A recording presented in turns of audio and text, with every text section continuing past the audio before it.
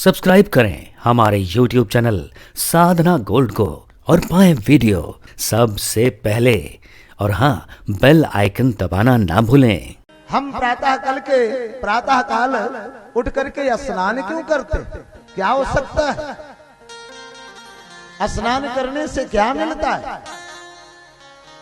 दक्ष स्मृति में इसका बड़ा अच्छा विस्तार से वर्णन दिया गया है। गुणादश स्नान परस्य साधौ रूपम च तेजस्य बलम च शौचम आयुष्मारोग्यमलोलुपुत्वम दुःस्वप्ननाशस्य तपस्समेधा। नहाने से 10 वस्तु की प्राप्ति होती है और एक ही ऐसा काम है जो एक बार कर लो तो 24 घंटे के लिए फुर्सत। सुबह नहा लिए तो फिर सुबह नहाने की जरूरत है, चाहे दिन भर नहाओ या ना नहाओ। 10 वस्तु क्या क्या? रूपम च तेजस्य बलम च शौचम। पहले रूप, फिर तेज, फिर बल, फिर पवित्रता। उसके बाद कहा गया है कि आयुष्म आरोग्यम मलोलुपुत्वम। आयु बढ़ती है, आरोग्यता प्राप्त होता है, रोग का क्षय होता है, निर्लोभता जो हमारे हृदय में है वह नष्ट होती है और गंदे विचार नहीं उत्पन्न होते। दुःस्वप्ननाशस्य तपस्समेधा। बुरे सपन जो रात में आते हैं वो नहीं होते।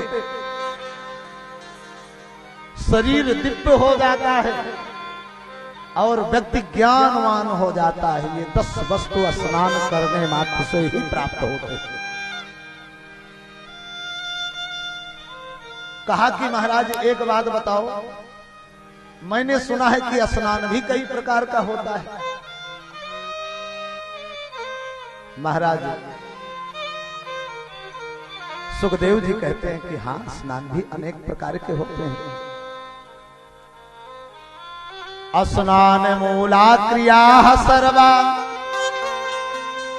श्रुतित मृत्युदिता नृणाम अस्मात् असमानम विसेवेत श्री पुष्ट्या रोग वर्धनम। कहा कि जानते हो स्नान के जो भेद हैं, 7 प्रकार के स्नानों का वर्णन किया गया है। मंत्रम भौमम तथा अग्नेयम वायव्यम दिव्यमेव च वारुणम मानसम चयु सप्तम असनान्यानुक्रमातो। कहा कि सबसे पहले मंत्र स्नान। चूंकि मंत्र के अधीन समस्त देवतागण हैं और वो मंत्र किसके अधीन है? ब्राह्मण के अधीन है। दैवाधीना जगत सर्वम।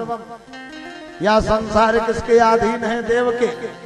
बोले ते दैवा, बोले मंत्राधीना। अब बोले मंत्र किसके? बोले ब्राह्मण के। तस्मात् ब्राह्मण देवता, इसीलिए ब्राह्मण देवता कहा गया है।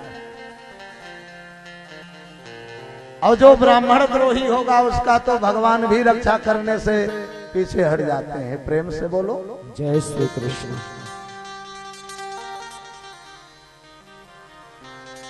पहला स्नान मंत्र स्नान, दूसरा स्नान भौम मिट्टी से स्नान, तीसरा स्नान अग्नि से। अब कहो कि आग जल रही हो उसको उलझ के नहा ले तो भैया तो उससे जलना ही जलना है।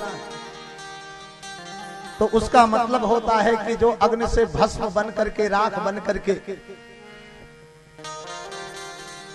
उस भस्म से अपने शरीर को लगा करके स्नान करना चाहिए। वायव्य स्नान, गाय के खुर से निकली हुई जो धूल होती है उससे स्नान करने को वायव्य स्नान कहते हैं।